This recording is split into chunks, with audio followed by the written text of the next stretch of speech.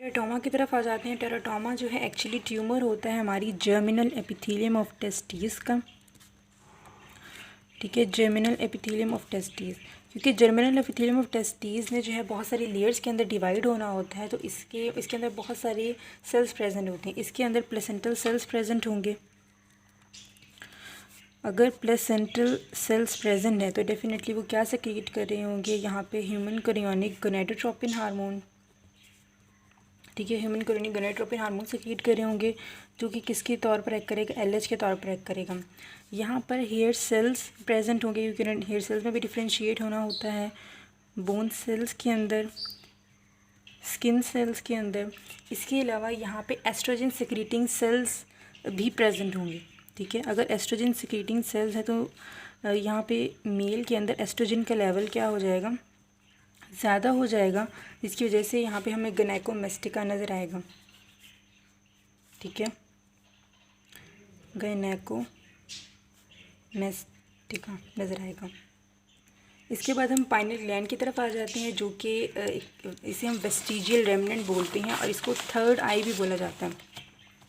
ठीक है, जो पाइनल ग्लैंड है इसे थर्ड आई इसलिए बोला जाता है क्योंकि ये जो है ड्यूरेशन, मतलब लाइट की इंटेंसिटी से वक्त का अंदाज़ा इससे लगाया जा सकता था पास्ट के दौर के अंदर, लेकिन अब ये जो है इसका इतनी ज़्यादा इंपॉर्टेंस नहीं है, इसे वेस्टिजियल रेमनेंट बोला जाता है। अगर हम इसके मेल के अंदर फंक्शन देखें तो ये इसकी सेक्शुअल कैरेक्टरिस्टिक को डिटर्मिन करता है, सीजनल सेक्शुअल कैरेक्टरिस्टिक को।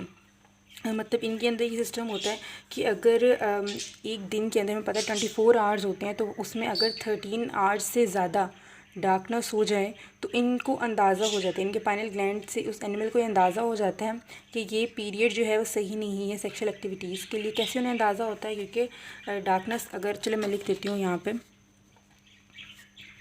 डार्कनेस अगर 13 आवर्स से ज़्यादा हो जाए तो कैसे पता चलता है इन्हें, क्योंकि यहाँ पे जो है पाइनल ग्लैंड एक्टिवेट होता है। ठीक है, पाइनल ग्लैंड की एक्टिवेशन हो जाती है और यहाँ पे वो सेरोटोनिन डेरिवेटिव जो है ना मेलाटोनिन को सेक्रीट कराता है। और जो मेलाटोनिन होता है पाइनल ग्लैंड से सेक्रीट होता है, ये एक्चुअली इनहिबिट करता है हाइपोथैलेमस से जो गोनेडोट्रोपिन इंडिया पिट्यूटरी से जो गोनेडोट्रोपिन हार्मोन सेक्रीट हो रहे हैं, ठीक है, उनको इनहिबिट करता है। अगर गोनेडोट्रोपिक हार्मोन जो हैं वो कम हो जाएंगे तो वो जो है गोनेड्स पर एक्ट नहीं करेंगे। ठीक है, गोनेड्स पर एक्ट नहीं करेंगे, जिसकी वजह से रिप्रोडक्शन जो है इनहिबिट हो जाएगी। ठीक है, तो ये कॉज होता है कि विंटर के अंदर एनिमल्स के अंदर रिप्रोडक्शन इनहिबिट क्यों हो जाती है, क्योंकि वहाँ पे पाइनल ग्लैंड से मेलाटोनिन सेक्रीट होता है और वो हाइपोगोनेडिज्म कॉज करा देता है। और अगर हम रिसर्च जो है इस पर भी देखी गई है कि ह्यूमंस के अंदर इसका क्या इफ़ेक्ट होता है, तो ह्यूमन के अंदर इतना ज़्यादा इफेक्ट नहीं होता। हाँ, जब इनके अंदर ट्यूमर को देखा गया, ट्यूमर की स्टडी की गई, तो वहाँ से पता चला, आपको पता है कि ट्यूमर जो हैं वो 2 तरह की होती हैं। एक इस तरह के ट्यूमर हैं जो कि उसके सेक्रेटरी पार्ट को डिस्ट्रॉय कर देते हैं, यानी कि ग्लैंड जो है वो 2 तरह का होता है, एक उसका सपोर्टिंग पार्ट होता है और एक उसका सेक्रेटरी पार्ट होता है। अगर जो ट्यूमर होता है वो सेक्रेटरी पार्ट के अंदर होता है तो उसकी सेक्रेटरी एक्टिविटी को बढ़ा देता है, और अगर सपोर्टिंग पार्ट के अंदर होता है तो इसलिए जब बढ़ता है तो उसके सेक्रेटरी पार्ट को कंप्रेस करके उसकी सेक्रेशन को कम कर देता है। तो ह्यूमंस के अंदर ये देखा गया कि अगर सेक्रेटरी पार्ट के अंदर ट्यूमर हो और पाइनियल सेक्रेशन जो है वो इंक्रीज़ हो जाए, तो आपको पता है, जाहिर है, इस ह्यूमंस के अंदर भी मेलाटोनिन ज़्यादा होगा, गोनेडोट्रोपिक हार्मोन को वो डिप्रेस करेगा, जिसकी वजह से ह्यूमंस के अंदर भी क्या देखा गया, hypogonadism up to some extent देखा गया। और अगर पाइनियल सेक्रेशन जो है वो कम हो जाए